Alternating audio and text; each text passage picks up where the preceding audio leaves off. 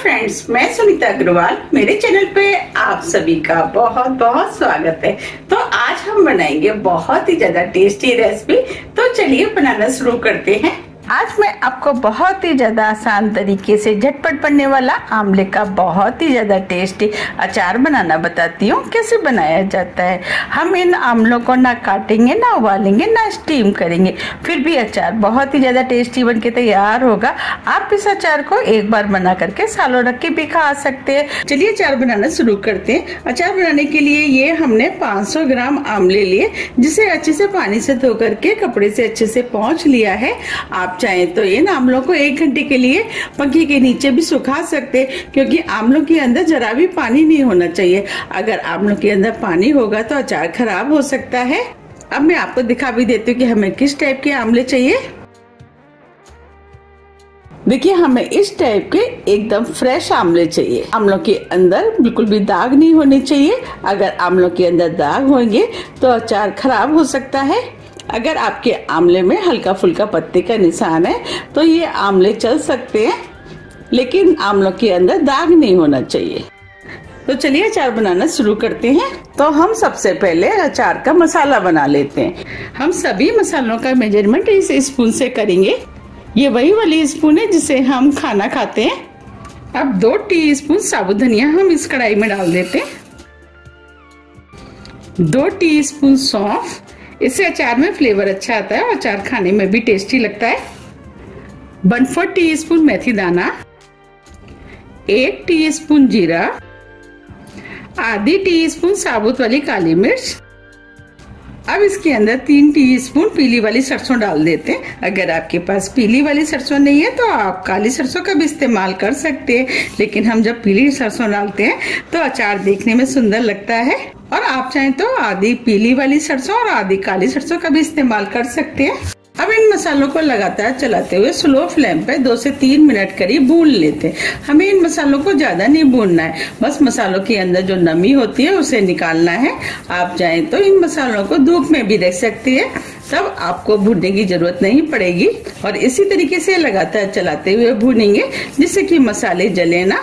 3 minute करीब हो गए। अब ये मसाले भी भुन गए हैं। मसालों के अंदर से हल्की हल्की खुशबू भी आना शुरू हो गई है। अब फ्लेम को ऑफ कर देते हैं और मसालों को प्लेट में निकाल लेते हैं। अभी ये मसाले काफी गर्म है, इन्हें हम ठंडा होने देते हैं। जब तक मसाले ठंडे हो रहे हैं हम आगे की तैयारी कर लेते हैं। ये हमने आधा कप सरसों का ऑयल लिया है। अब इस ऑयल को हम इस कढ़ाई में डाल देते हैं। अब इस ऑयल को हल्का गर्म होने देते हैं। जब तक ऑयल गर्म हो रहा है हम मसालों को देख लेते हैं। अब ये मसाले भी ठंडे हो गए हैं। अब मसाले को हम मिक्सी के जार में डाल देते हैं। अब इन मसालों को हम मिक्सी में दरदरा पीस लेते हैं। ये हमने मसाले को मिक्सी में दरदरा पीस लिया है। मैं आपको दिखा भी देती हूँ। देखिए, हमें इस टाइप के दरदरे पिसे हुए मसाले चाहिए। अब इधर ऑयल भी हल्का गर्म हो गया है। अब जो हमने आंवले लिए थे वो हम इस ऑयल में डाल देते।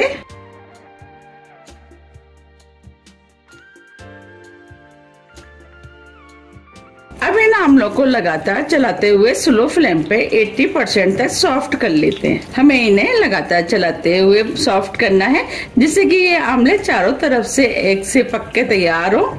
ये अचार बनाना जितना आसान है खाने में उतना ही ज्यादा टेस्टी लगता है। और इस समय मार्केट में आंवले आ भी बहुत रहे हैं, तो आप भी इस अचार को बनाइए, आपको भी ये बहुत ज्यादा पसंद आएगा।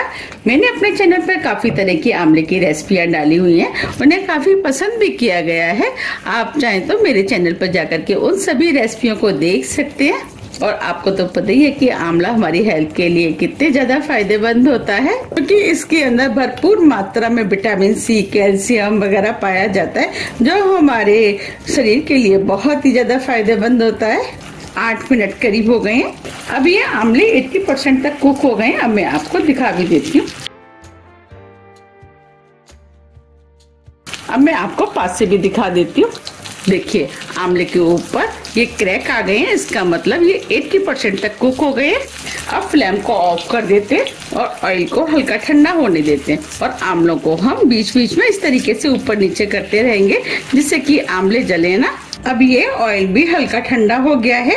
अब हम इसके अंदर कुछ मसाले ऐड करेंगे। मसाले में आधी टीस्पून अजवाइन, 1/4 टीस्पून हींग, इससे फ्लेवर अच्छा आता है और अचार खाने में भी टेस्टी लगता है। 1/4 टीस्पून कलौंजी, 1/4 टीस्पून हल्दी पाउडर डालेंगे। 1 टीस्पून कश्मीरी लाल मिर्च, इससे कलर अच्छा आता है। अगर आप चाहें तो तीखी वाली लाल मिर्च का भी इस्तेमाल कर सकते हैं। अब इसके अंदर 1.5 टीस्पून सफेद नमक डाल देते हैं।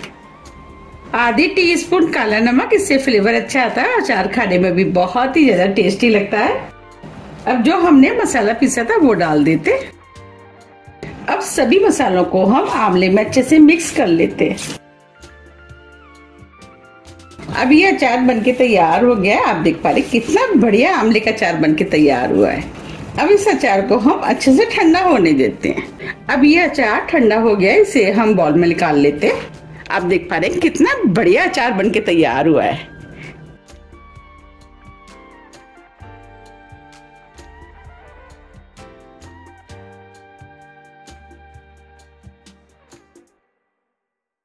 अब ये अचार काफी लंबे टाइम तक चले और खराब ना हो तो इसके अंदर 2 टेबल स्पून विनेगर डाल देते हैं।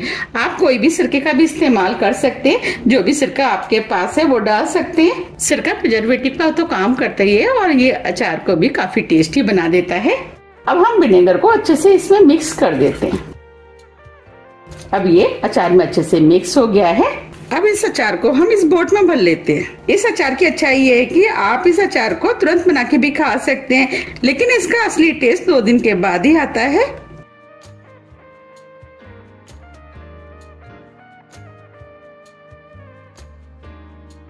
अगर आपको मेरी रेसिपी पसंद आ रही है तो आप रेसिपी को लाइक कर दीजिएगा और ज्यादा से ज्यादा फ्रेंड और फैमिली के साथ शेयर भी कर दीजिएगा। अगर इस अचार को आपको सालों रख के खाना है तो आप सरसों के ऑयल को अच्छे से गर्म करके ठंडा करके भी डाल सकते हैं। बस ऑयल डालते समय आपको ध्यान रखना है कि जो हमने आमले डाले उससे ऑयल थोड़ा सा ऊपर होना चाहिए। अगर ऑयल नीचे होगा तो ऊपर वाले आमले खराब हो सकते हैं। अब जो आमले बचे उसे हम इस बाउल में निकाल लेते हैं। इसे हम रोज खाने में यूज कर लेंगे। आप अचार को जब भी इस्तेमाल करें कुछ बातों का ध्यान रखेंगे तो अचार आपका सालों खराब नहीं होगा। एक तो आपको ध्यान रखना है कि आप जिस भी बर्तन में अचार को स्टोर करें वो एकदम साफ और सूखा होना चाहिए। जब भी आप किसी भी स्पून से अचार को निकालें तो स्पून भी एकदम साफ और सूखी होनी चाहिए। अगर आप इस बात का ध्यान रखेंगे तो आपका अचार कभी भी सालों खराब नहीं होगा। और इसे भी हम बंद कर देते हैं। देखिए कितना बढ़िया आमले का अचार बनके तैयार हुआ है। ये देखने में जितना सुंदर लग रहा है खाने में उतना ही ज्यादा टेस्टी बना है। तो आप मुझे कमेंट्स करके ये जरूर बताइए कि आप इस अचार को कब बना रहे हैं। अगर आपको मेरी रेसिपी थोड़ी भी पसंद आती है तो रेसिपी को लाइक कीजिए, चैनल को सब्सक्राइब कीजिए और ज्यादा से ज्यादा शेयर कीजिए। अब हम फिर मिलते हैं इसी तरह की टेस्टी रेसिपी के साथ। जब तक के लिए नमस्कार।